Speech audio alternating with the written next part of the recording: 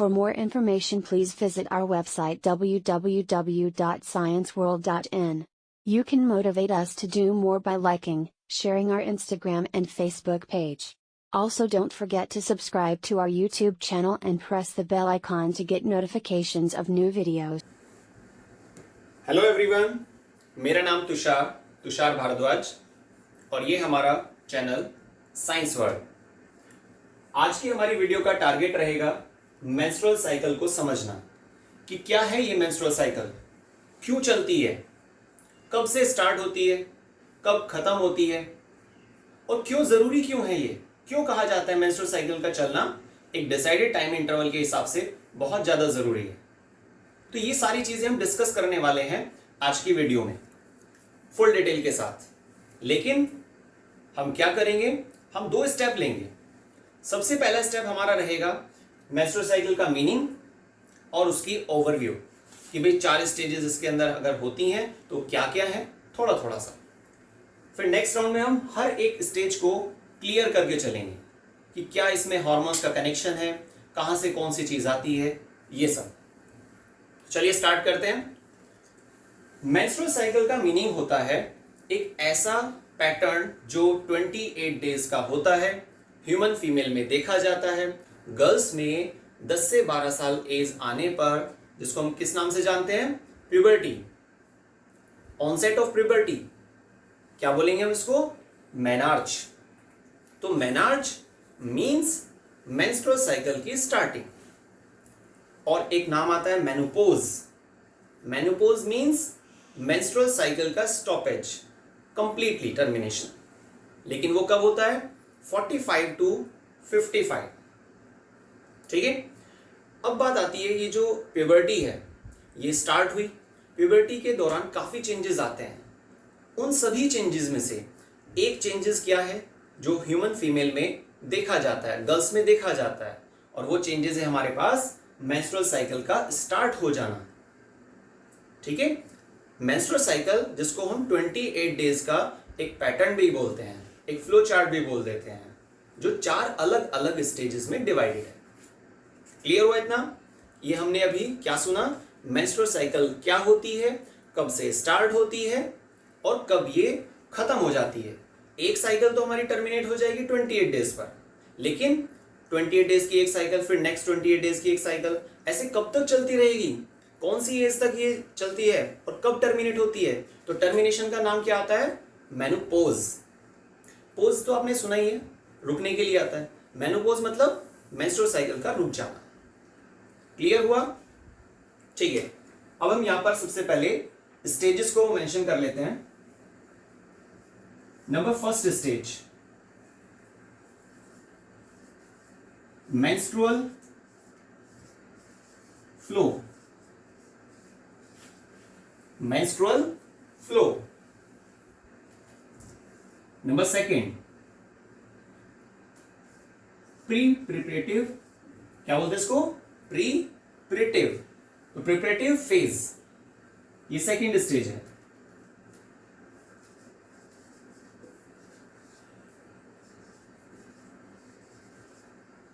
Number third, ovulatory phase.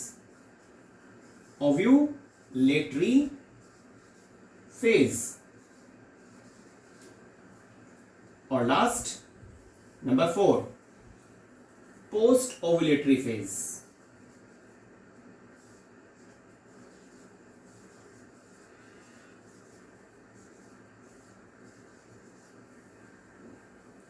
तो ये हमारे पास मेंस्ट्रुअल साइकिल की 4 स्टेजेस होती हैं, menstrual flow, preparative phase, ovulatory phase और पोस्ट ओव्यूलेटरी फेज। यहां पर मैं मेंशन भी कर रहा हूं साइड में एक फ्लो चार्ट की फॉर्म में, जिसमें स्टार्टिंग जो होती है वो first day, just middle, 14th day और टर्मिनेशन 28 डेज। देखिए आप यहां से फर्स्ट, 14th और 28। तो फर्स्ट से 28 डेज तक की जो साइकिल है, साइकिल क्यों बोलते हैं इसको, क्योंकि रिपीटेशन में आती है। 28 डे के जस्ट नेक्स्ट डे, मतलब 29, तो उस 29 को हम 29 नहीं बोलते हैं, क्या बोलते हैं, साइकिल फिर से स्टार्ट हो गई, मींस फर्स्ट डे। तो ये लगातार चलती है, कंटिन्यूअस चलती है। अगर गर्ल्स में, ह्यूमन फीमेल में हार्मोन्स रेगुलेटेड हैं तो ही ऐसा पॉसिबल है, लेकिन ज्यादातर देखा जाता है कि इसमें अप डाउन होता है। किसी में आपने देखा होगा 30 डेज, कुछ में क्या होता है 25 डेज। लेकिन साइंस में जो टॉपिक एक्सप्लेन किया जाता है, जो डिस्कस किया जाता है, वो रूल्स के अकॉर्डिंग किया जाता है कि अगर बॉडी के अंदर सभी हार्मोन्स रेगुलेटेड हैं, प्रॉपर क्वांटिटी में रिलीज हो रहे हैं, कोई इनहिबिटरी एक्शन नहीं देखा जा रहा है, तो आप बोलेंगे कि भाई 1 to 28।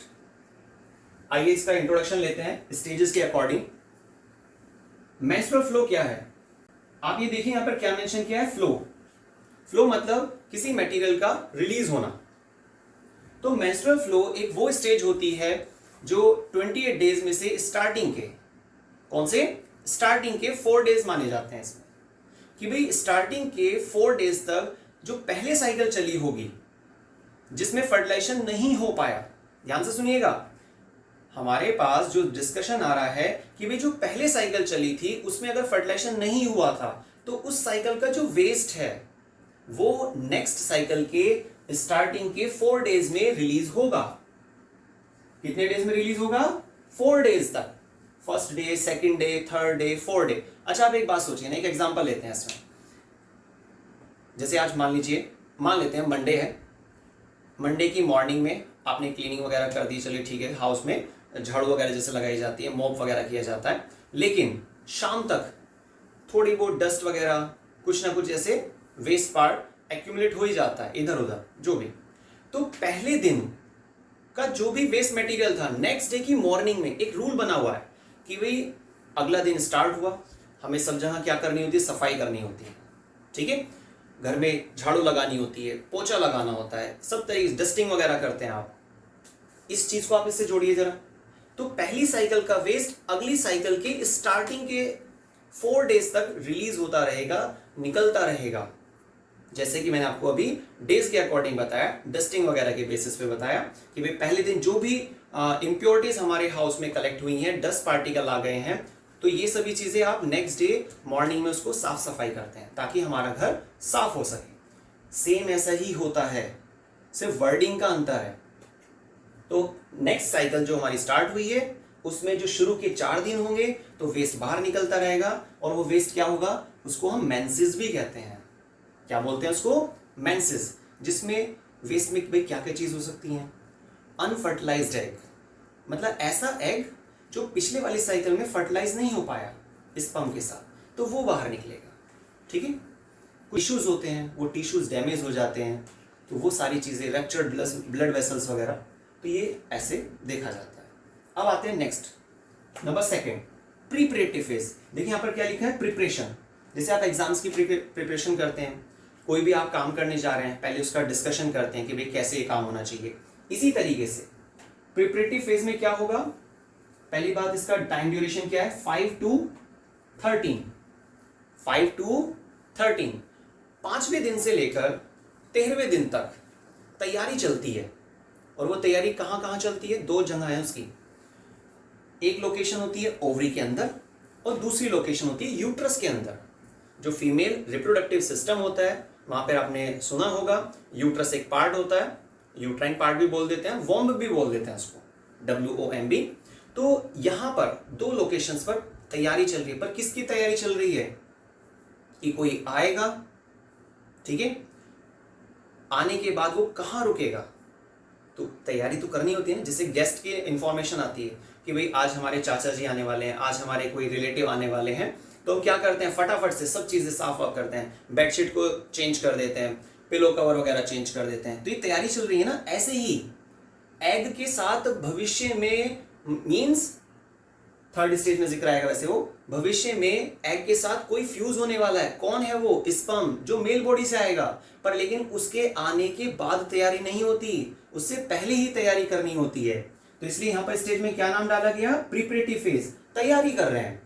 एग बनने का प्रोसेस चलेगा ओवरी के अंदर और यूट्रस में उसके लिए एज अ बेडशीट मान लीजिए टिश्यू की रिपेयरिंग होती है। ठीक है, next number ovulatory phase. Next number क्या है हमारे पास? Ovulatory phase. बहुत शॉर्ट में है, ओवरी से एग का निकलना, ओवरी से एग का रिलीज होना, इसको कहते हैं ओव्यूलेशन। और ये जो शॉर्ट टाइम ड्यूरेशन है इसी को आप ओव्यूलेटरी फेज भी कह सकते हैं। और डे पैटर्न क्या है इसका? जस्ट हाफ, 1 to 28 का जस्ट हाफ क्या होगा? 14 मीन्स 14th डे ओवरी से एग बाहर निकलता है। बस इतना। ये जो चीज है ये हमारे पास तीसरी स्टेज ओव्यूलेटरी फेज। क्लियर हुआ?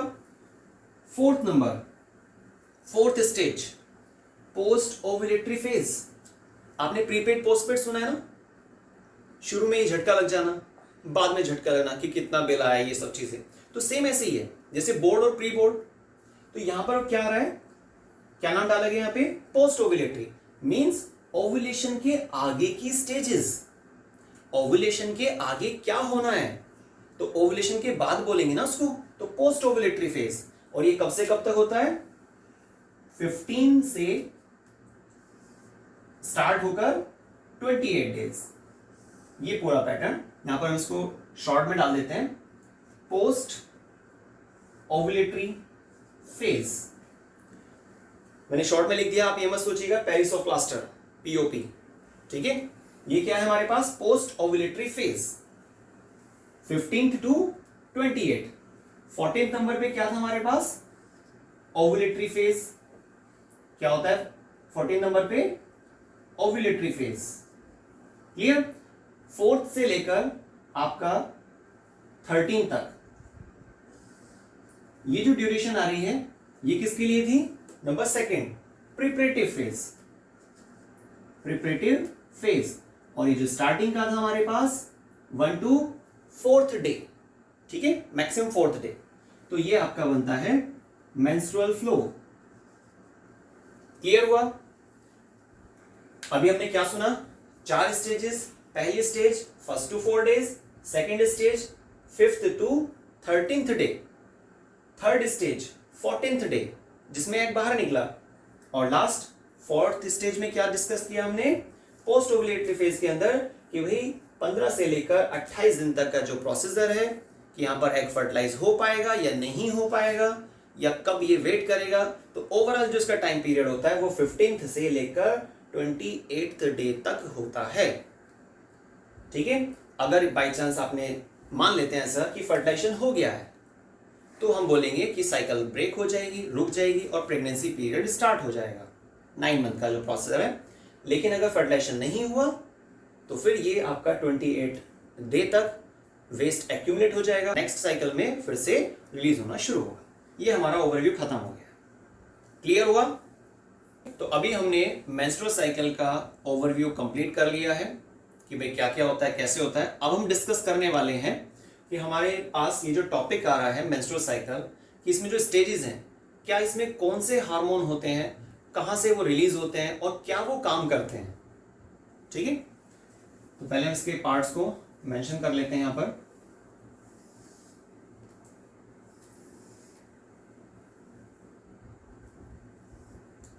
तो फर्स्ट स्टेज डिस्कस की जा रही है मेंस्ट्रुअल फ्लो।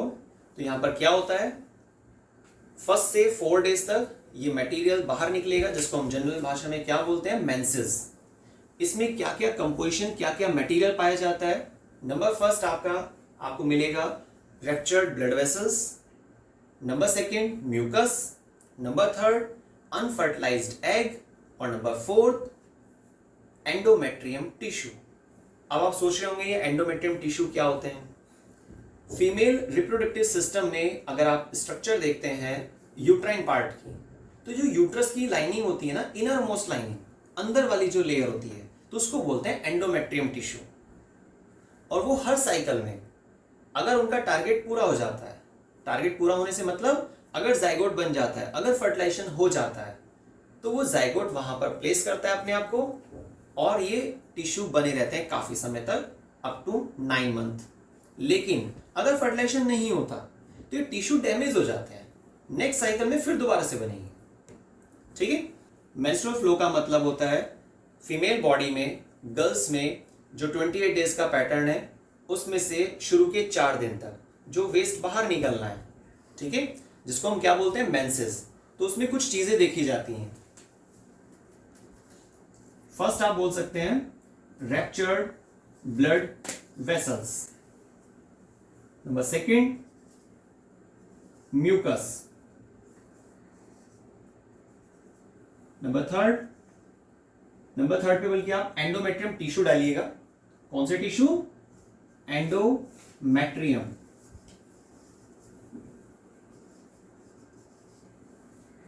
और number 4 unfertilised egg, unfertilised egg, ठीक है। तो हमारे पास 4 चीजें देखी जा रही हैं। कंपोजिशन जो है मेंसेस के अंदर वो क्या है, ruptured blood vessels, mucus, endometrium tissue जो यूट्राइन की इनर मोस्ट लाइनिंग के लिए नाम आता है, और अनफर्टिलाइज्ड एग। क्लियर हुआ? तो ये चारों चीजों को मिलाकर हम क्या बोलते हैं कि भाई बॉडी से, फीमेल बॉडी से 1 से 4 दिन तक, पहले दिन, दूसरे दिन, तीसरे दिन, चौथे दिन वेस्ट बाहर निकलता रहेगा, जिसको मेंसेस बोला जा रहा है। और यहां पर जो कंटेंट है उसके आधार पर कहा जाता है 50 से 100 ml, 50 से 100 ml ब्लड, पर नाम क्या आ रहा है, 50 से 100 ml ब्लड, लेकिन उस ब्लड में क्या क्या चीजें हैं, ये सब चीजें हैं। रैप्चर्ड ब्लड वेसल्स है हमारे पास, म्यूकस का जिक्र आ रहा है, अनफर्टिलाइज्ड एग का जिक्र आ रहा है, क्योंकि अनफर्टिलाइज क्यों बोला, पहली साइकिल में फर्टिलाइजेशन नहीं हुआ था, इसलिए वो एग जो है डिग्रेड हो जाता है, तो अनफर्टिलाइज्ड एग। और लास्ट 4th नंबर पे हमारे पास एंडोमेट्रियम टिश्यू, यूट्राइन की इनर मोस्ट लाइनिंग, ठीक है। तो हमारे पास ये मेंस्ट्रुअल फ्लो का जो टॉपिक था, जो स्टेज थी, फर्स्ट स्टेज, टाइम ड्यूरेशन क्या होता है 1 to 4, ये कंप्लीट हुआ। अब नंबर 2 लेते हैं। नंबर 2 क्या था हमारे पास, preparative phase, preparative phase. Preparative phase में क्या होता है, प्रिपरेटिव फेज का मतलब है तैयारी। अब किस चीज की तैयारी, भाई जब 1st से 4th डे तक वेस्ट मटेरियल गर्ल्स की बॉडी से, फीमेल बॉडी से बाहर आ गया है, वेजाइनल ट्रैक के जरिए बाहर आ जाता है, तो अब क्लीनिंग हो चुकी है, लेकिन अब तैयारी होनी है। किस चीज की तैयारी होनी है कि भाई आगे चलकर भविष्य में फर्टिलाइजेशन हो सके, ठीक है, एग बनने की तैयारी होनी है। मेन जो टारगेट रहता है यहाँ पर वो एग बनने के प्रोसेस पर फोकस किया जाता है। अब देख कब से स्टार्ट होगा, कब खत्म होगा, ये सब चीजें। तो इसके डेट क्या बोलेंगे आप, उसको डेज को कैसे मेंशन करेंगे, 5th से 13th डे, मेंस्ट्रुअल साइकिल जो 28 डेज का फ्लो चार्ट था उसमें 5वें दिन से लेकर 13वें दिन तक प्रिपरेशन चलेगी। लेकिन वो 2 लोकेशन क्या है, ओवरी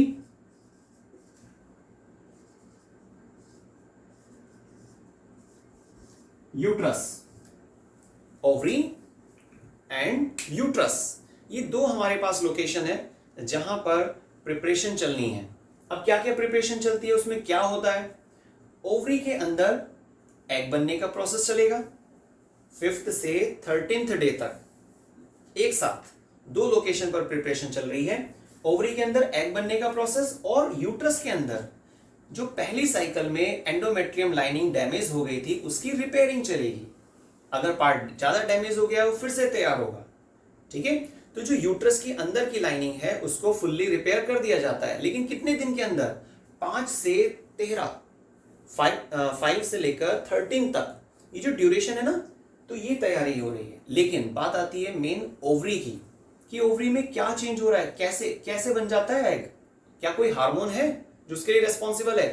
तो उसके लिए हमें एक डायग्राम बनाना पड़ेगा साइड में, मैं रफली यहां पर आपको दिखाता हूं। ओवरी में जर्म सेल्स होती हैं जिसको हम क्या बोलते हैं, प्राइमरी फॉलिकल। क्या बोलते हैं, प्राइमरी फॉलिकल। आप जर्म सेल्स बोलिए, ठीक है। प्राइमरी फॉलिकल की स्ट्रक्चर में चेंज आता है साइज को लेकर, और उसे क्या बोलेंगे हम, secondary follicle. Primary follicle change हो गई सेकेंडरी फॉलिकल में, पर लेकिन चेंज कैसे हो गई, क्या कोई हार्मोन है? और वो आंसर क्या है हमारे पास? FSH।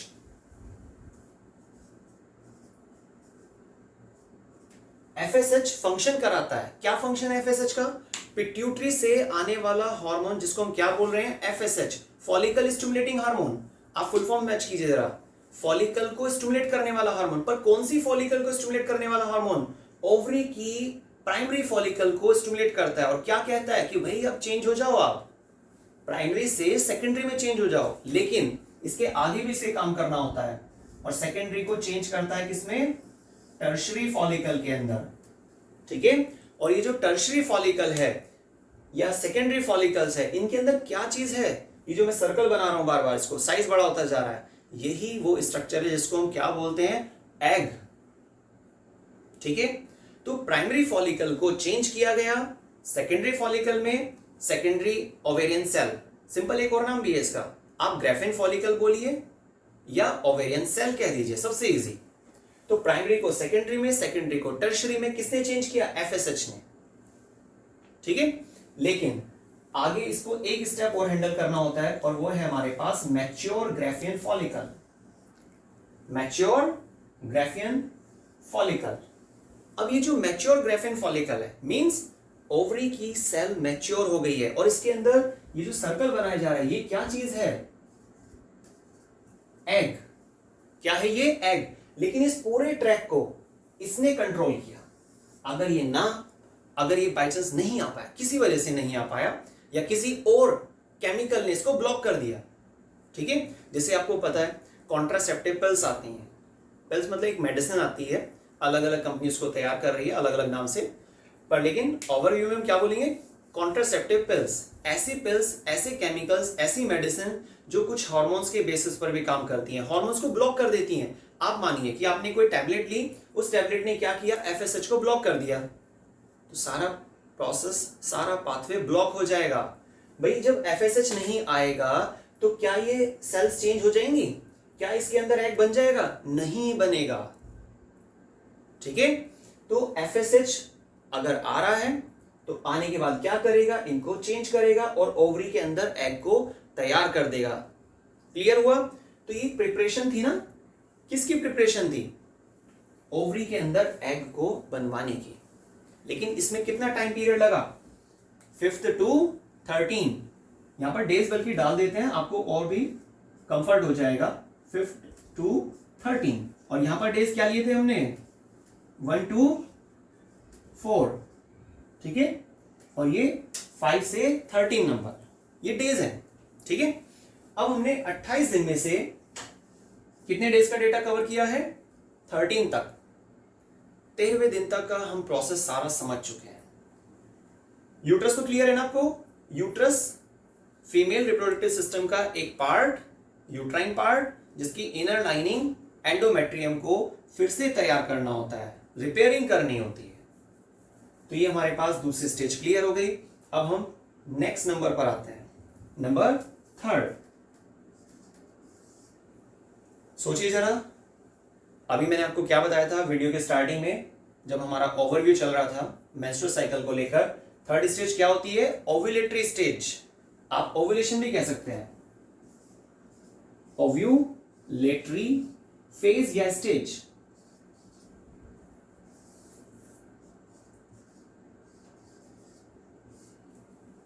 यहां पर भी डेज मेंशन कर लेते हैं, 14th डे। ठीक है, 14th डे याद रखिएगा। तो 28 दिन का हमें प्रोसेस कवर करना है, जिसमें से हम 14th डे पर आ गए हैं। अब ओव्यूलेटरी फेज का मीनिंग क्या है?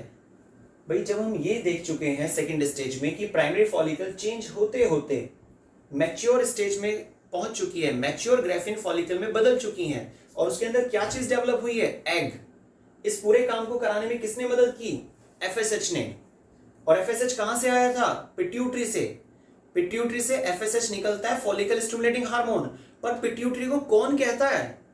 कौन ऐसा है जो पिट्यूटरी को रेगुलेट कर रहा है? कौन ऐसा है जो पिट्यूटरी को बोल रहा है कि आप अपने वाले हार्मोन्स को निकालो? और वो है आंसर हाइपोथैलेमस, हमारे ब्रेन का एक पार्ट जो FSH RH रिलीजिंग हार्मोन, निकालता है, ठीक है। कहां से निकलेगा ये वाला हार्मोन? हाइपोथैलेमस से। और निकलने के बाद कहां जाएगा? पिट्यूटरी के पास जाएगा और पिट्यूटरी से बोलेगा अपना एफएसएच निकालो, किसी को जरूरत है आपकी।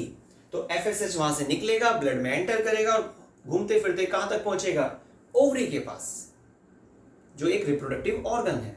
और वहां पहुंचकर क्या करेगा? वो हमने सेकंड स्टेज में क्लियर किया, तैयारी करेगा, ठीक है। लेकिन जब बात आती है ना थर्ड स्टेज की, तो उसे क्या बोलते हैं? Ovulatory phase. मींस ओवरी से एग का बाहर निकलना, बस इतना सिंपल। ओवरी के अंदर एग तैयार हो गया है, लेकिन ये जो नाम है ना मैच्योर ग्राफियन फॉलिकल, ये सिंपल आप बोल दीजिए मैच्योर सेल, ओवेरियन सेल। तो इसके अंदर से एग बाहर निकलता है, ठीक है। मैं यहां पर ऐसे डायग्रामेटिक आपको दिखा देता हूं कि भाई ये आपका जो एग था यहां पे बाहर आ चुका है। लेकिन ये बाहर कब आएगा? जब ये मैच्योर ग्राफियन फॉलिकल रैप्चर होंगी ना, तभी पॉसिबल है। लेकिन इसको रैप्चर करने में मदद कौन करता है? फिर से एक हार्मोन LH।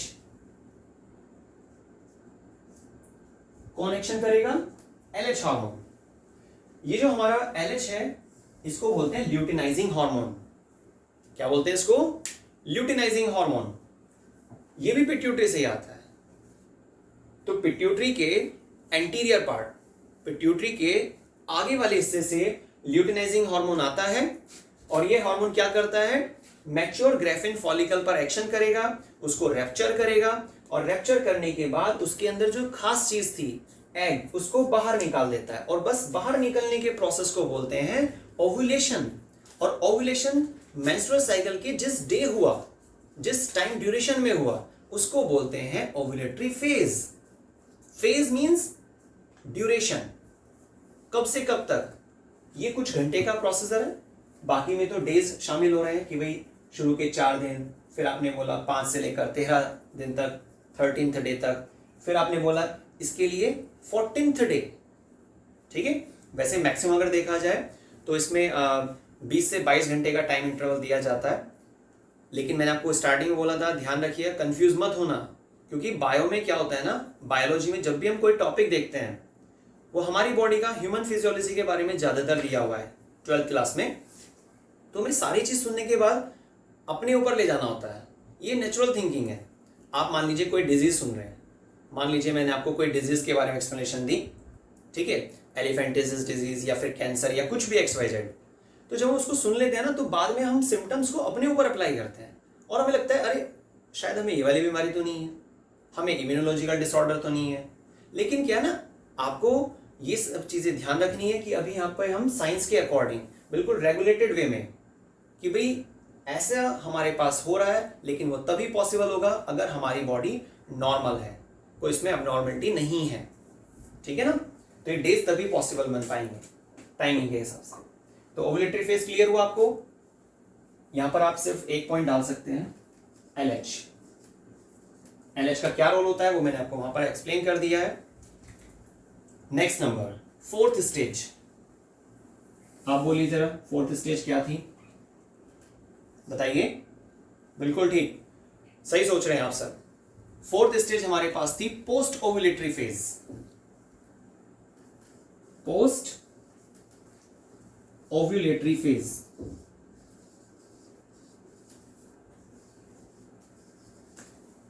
ये जो पोस्ट ओव्यूलेटरी फेज है ना, आप देखिए एक बार, ओव्यूलेशन या ओव्यूलेटरी, लेकिन इससे पहले हमने क्या लिखा? पोस्ट। तो अब हमारे पास 4th स्टेज का जिक्र आता है, वो है post ovulatory phase. Post ovulatory phase में क्या होता है? ओव्यूलेशन के आगे का प्रोसेस। ओव्यूलेशन मींस ओवरी से एग तो बाहर आ गया है, ओवरी से एग बाहर आ गया है, लेकिन ये एग कैसे पहुंचेगा, ये एग कैसे पहुंच पाएगा यूट्रस तक, ठीक है। तो उसके बारे में सुनते हैं। ओवरी से एग बाहर निकला 14th डे, इसको मैक्सिमम 2 days मींस 15th और 16th, 15वां दिन और 16वां दिन, तो 2 दिन लग जाते हैं ओवरी से एग जब बाहर निकलता है। उसके बाद आगे पहुंचने पर, कहां तक पहुंचने में? फैलोपियन ट्यूब के मिड पार्ट तक पहुंचने में। हालांकि उस मिड पार्ट को आप एम्पुला पार्ट भी बोलते हैं, आप सिंपल ओविडक्ट भी कह सकते हैं, ठीक है, या फैलोपियन ट्यूब। अब ये जो ओवरी से एग बाहर निकला है, ये एग कहां तक जा रहा है? फैलोपियन ट्यूब के मिड पार्ट तक। लेकिन कैसे जाएगा? ये जो फैलोपियन ट्यूब होती है उसका एक extreme and finger like projection में कन्वर्ट हो चुका होता है जब प्रोसेस चलता है, या एक तरह से मानिए ऑर्गेनोजेनेसिस फीमेल बॉडी में चल रहा होता है। तो ये जो फिंगर लाइक प्रोजेक्शन होती है ओविडक्ट की या फैलोपियन ट्यूब की, वो एग को कैप्चर कर लेती हैं, एग को पकड़ लेती हैं, पकड़ने के बाद अपने अंदर ले लेती हैं। ठीक है। और ये एग जब फैलोपियन ट्यूब में एंटर करता है, वो तो चलिए आपने कहा फिम्ब्राई के जरिए हो गया, लेकिन एग के पास आगे चलने के लिए कोई तरीका नहीं है, कोई टेल नहीं है, कोई सीलिया नहीं है, कोई फ्लैजिला नहीं है, कुछ नहीं है। तो फिर ये आगे कैसे बढ़ पाएगा फैलोपियन ट्यूब के अंदर? तो इसका आंसर क्या होगा? ओविडक्ट के अंदर बहुत सारे सीलिया होते हैं। ओविडक्ट के अंदर एग जो शिफ्ट होता है एक से दूसरे प्लेस की तरफ, मिड पार्ट तक पहुंचता है, तो वो कैसे पहुंचेगा? सीलियरी मूवमेंट के जरिए। आप सीलियर एक्शन भी कह सकते हैं। क्लियर? लेकिन मिड पार्ट तक पहुंचने में इसको 2 दिन लग जाते हैं, 15th और 16th। याद रखिएगा, हमें 28 डेज तक का प्रोसीजर कवर करना है। अभी हम कहां पर आ गए हैं? 16th डे पर पहुंच गए हैं। स्टेज कौन सी चल रही है? Number 4, post ovulatory phase, ovulation के आगे की स्टेज। तो 15th और 16th 2 दिन का इस्तेमाल करके मिड पॉइंट तक पहुंच जाता है ओविडक्ट के, और वहां जाने के बाद, वहां पहुंचने के बाद ये वेट करता है, मैक्सिमम जो वेट कर सकता है ना स्पर्म के लिए, जो मेल बॉडी के जरिए आएंगे। ठीक है। वेजाइना के ट्रैक को क्रॉस करते हुए, यूट्राइन के ट्रैक को क्रॉस करते हुए स्पर्म को भी वहीं तक पहुंचना होगा। कहां तक पहुंचना होगा? ओविडक्ट के मिड पार्ट तक। ठीक है। तो वहीं उसी लोकेशन पर फर्टिलाइजेशन होना होता है, लेकिन एग को वेट करना होगा। ठीक है। अब ये पॉसिबिलिटी आ जाती है। पॉसिबिलिटी मींस कि हो सकता है कि जैसे ही एग पहुंचता है ना, 16th डे कवर कर लिया उसने और वो पहुंच गया है, 17th डे मतलब 17वें दिन स्पर्म उसको मिल जाए। लेकिन ऐसा भी तो हो सकता है ना कि स्पर्म ना मिले, या स्पर्म देर से आए, या एक और पॉसिबिलिटी स्पर्म पहले ही आ चुका था। ठीक है। तो ये गैप जो बना, तो यहां पर अलग अलग तरह के केसेस जनरेट करता है। तो आपने क्या समझा अभी कि ओवरी से एग निकलने के बाद 2 दिन का समय लेगा और पहुंच जाएगा कहां पर? ओविडक्ट के मिड पार्ट तक, फैलोपियन ट्यूब के मिड पार्ट तक, जिसको हम एम्पुला भी कहते हैं। और वहां जाने के बाद वो वेट कर सकता है, कैपेसिटी है उसकी मैक्सिमम 72 आवर्स। ठीक है। 24 मल्टीप्लाई बाय 3 मीन्स 3 दिन, 17वां दिन, 18वां दिन और 19वां दिन। तो 3 दिन तक वो वेट करेगा, और उस वेटिंग पीरियड में अगर स्पर्म आ जाता है तो ठीक है, और अगर स्पर्म नहीं आता तो एग नाराज हो जाता है। नाराज होने से मतलब कि एग हार्ड हो जाता है। एग के ऊपर जो 3 लेयर पाई जाती हैं, कोरोना रेडिएटा, जोना पेलिसिडा और विट्रिनाइन मेम्ब्रेन, ये जो लेयर है ना, सीमेंटिंग लेयर में कन्वर्ट हो जाती हैं। तो अगर स्पर्म को फर्टिलाइज करना है एग के साथ, तो उसी 3 दिन के अंदर पहुंचना होगा। जैसे कि हमने थंबनेल एक जो क्रिएट किया था उसमें भी मेंशन किया था कि भाई कौन से ऐसे डेज हैं जो बहुत ज्यादा मायने रखते हैं अगर फर्टिलाइजेशन होना है तो। लेकिन अगर उस ड्यूरेशन में उन 3 दिन के अंदर, कौन से 3 दिन वो अब आप समझ चुके होंगे, कौन से डेज थे वो? 17, 18, 19। ये मैं आपको कैलेंडर में जो डेट होती है उसके अकॉर्डिंग नहीं बता रहा हूं भाई। ऐसा आप मानिए ना कि अगर किसी फीमेल बॉडी में, किसी गर्ल्स में मेंस्ट्रुअल साइकिल स्टार्ट होती है 5th डे से, तो आप बोलेंगे कि भाई अच्छा आपने बोला था 17, 18, 19, ऐसा नहीं। तो जो कैलेंडर में 5th डेट है उसको आप 1st डेट मानिए, क्योंकि मेंस्ट्रुअल साइकिल तो उस दिन से शुरू हो रही है ना। क्लियर हुआ ना? तो कैलेंडर के अकॉर्डिंग नहीं चलना है आपको। जो भी ह्यूमन बॉडी है, जो ह्यूमन फीमेल है, उसकी साइकिल कब से स्टार्ट हो रही है। ठीक है। 28 दिन का फ्लो चार्ट है, ये आपको ध्यान रखना है। तो अब बात आती है कि 17, 18, 19 3 दिन के अंदर अब 2 ट्रैक चलने वाले हैं। कौन से चलने वाले हैं? 2 पॉसिबिलिटी चलने वाली है। नंबर फर्स्ट, या तो फर्टिलाइजेशन हो जाएगा और या फिर फर्टिलाइजेशन नहीं होगा।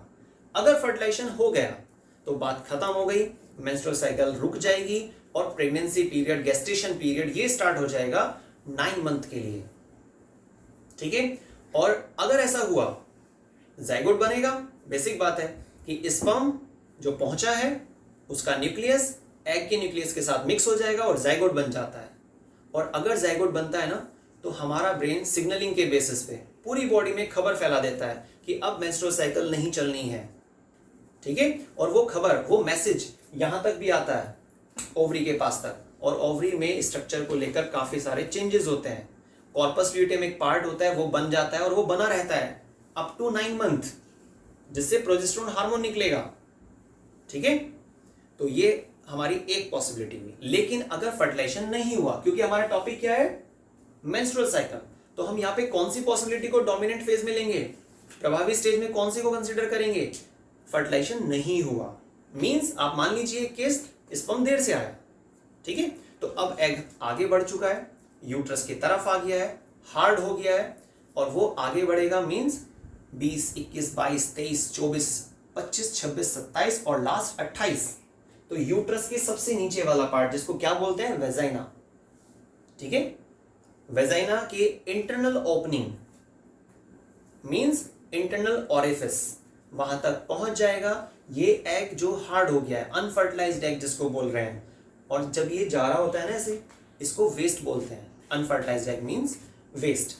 साथ में जो आसपास की टिश्यूज थे वो भी डैमेज हो जाते हैं, ब्लड वेसल्स रैप्चर हो जाती है, और 28 डेज आ गए।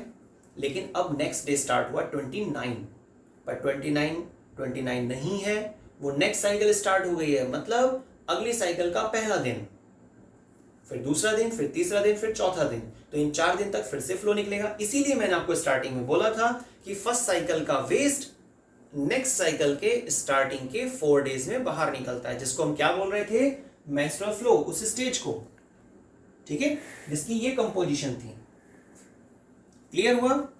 तो याद रखिएगा, जैसे कि आपको मेंशन हो रहा है हमारे थंबनेल में, कि ऐसे कौन से डेज हैं, कौन से ऐसे सेंसिटिव डेज होते हैं जिसके बेसिस पर फर्टिलाइजेशन हो सकता है। तो वो आंसर क्या है, शॉर्ट में सीधा पॉइंट की बात पर आते हैं, वो है हमारे पास 17, 18 और 19, मैक्सिमम 3 डेज। 28 डेज में से सिर्फ और सिर्फ 3 दिन, और वो भी मैक्सिमम। ठीक है, और जो आप कहां पर डिस्कस करते हैं या फिर कहां पर आपको मिलेंगे, पोस्ट ओव्यूलेटरी फेज के दौरान।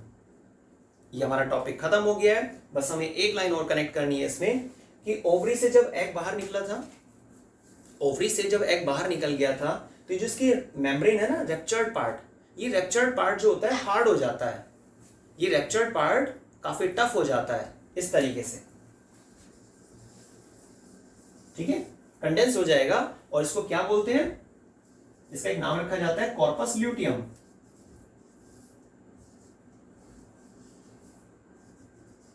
कॉर्पस ल्यूटियम, कॉर्पस ल्यूटियम क्या रिलीज करता है, प्रोजेस्टेरॉन।